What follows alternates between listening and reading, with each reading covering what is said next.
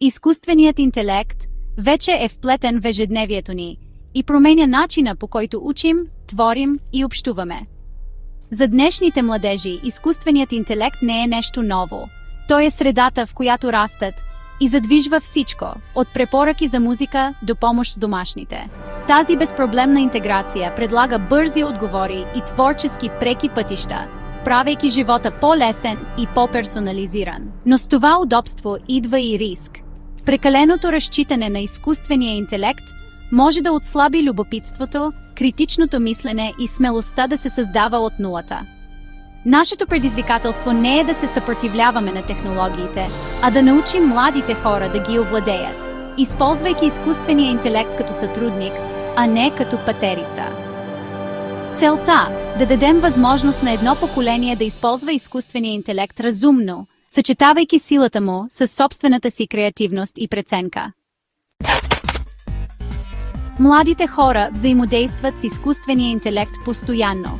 Подбрани социални емисии, персонализирани плейлисти и адаптивни игри оформят навиците им. Изкуственият интелект осигурява незабавно удовлетворение, но това може да подкопае търпението и уменията за решаване на проблеми.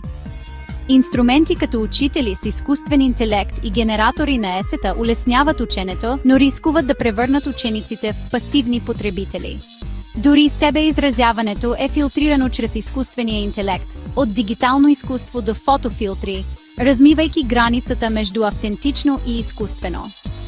Резултатът – едно поколение, умело в навигирането в дигитални системи, но изложено на риск да загуби дълбочина и устойчивост. Нашата роля е да им помогнем да използват изкуствения интелект, за да усилят човечността си, а не да я намалят. Трябва да ги насочим да бъдат активни създатели, а не просто потребители в този нов пейзаж. Хай! Представете си Майя, която оставя изкуственият интелект да напише есето й по история. Тя получава добра оценка, но пропуска истинското учене. Лео, начинаещ художник, използва изкуствения интелект, за да създава зашеметяващи изображения. Но скоро разчита на него толкова много, че собствените му умения застиват.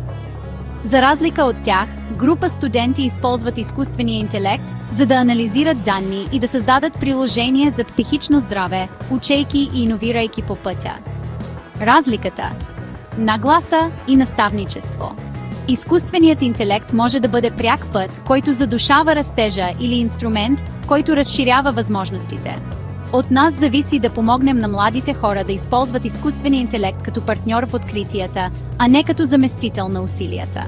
С правилното ръководство, те могат да превърнат технологиите в лост за креативност и решаване на проблеми.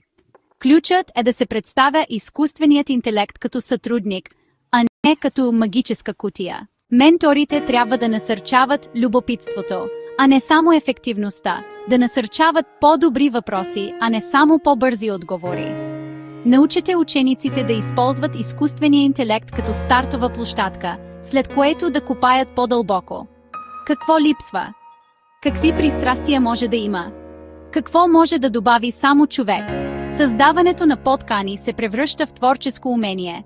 Учениците се научават да насочват изкуствения интелект, а не просто да приемат неговия резултат.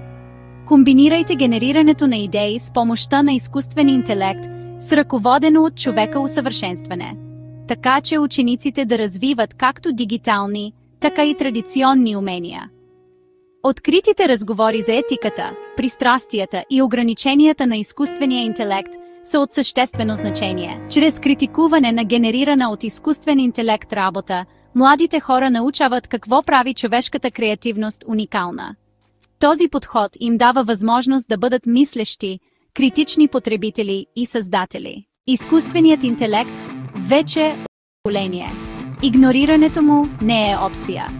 Истинската възможност е да се култивира нов вид интелигентност, адаптивна, креативна и етично обоснована. Образованието трябва да се измести от механичното запаметяване към подхранване на критично мислене, креативност и етично разсъждение. Нашата работа е да помогнем на младите хора да виждат изкуствения интелект като инструмент, който разширява обхвата им, а не замества тяхната искра. Чрез смесване на естествен и изкуствен интелект, ние отключваме нов потенциал за иновации и разбиране. Бъдещето принадлежи на тези, които могат да насочват технологиите с мъдрост, любопитство и изключително човешко докосване.